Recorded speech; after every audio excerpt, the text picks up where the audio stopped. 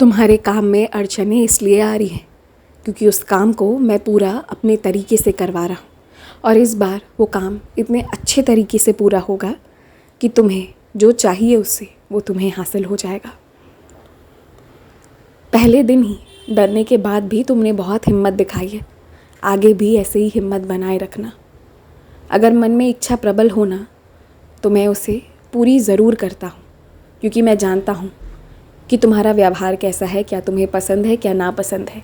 लेकिन अब जब तक तुम्हारा काम पूरा नहीं होता तुम किसी से कुछ भी नहीं कहोगे। ये आदत तुम हमेशा के लिए डाल लो।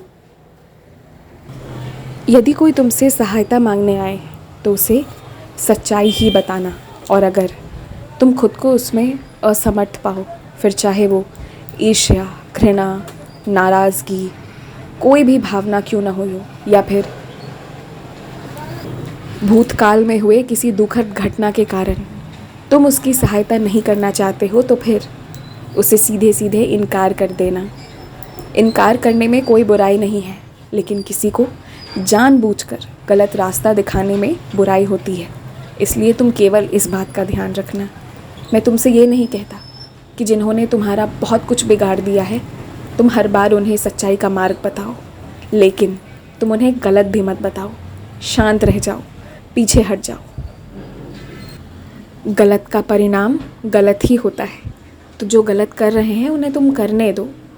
तुम अपने रास्ते पर चलो। और कभी कभी जब तुम सच्चाई पूरी दुनिया के सामने उजागर करना चाहते हो ना, तो श्रद्धा और सबूरी इन दोनों का साथ लेना पड़ता है। बिना प्रमाण के एक पल में शोर मचाने से कुछ नहीं होता। अगर तुम बहुत ध्यान देकर देखो ना तो उस समस्या का समाधान वहीं पर है जहाँ तुम खोज रहे हो। पर ध्यान देकर देखो, सबूरी से देखो।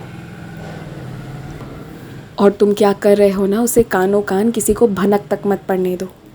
तुम बहादुर हो, तुम करो।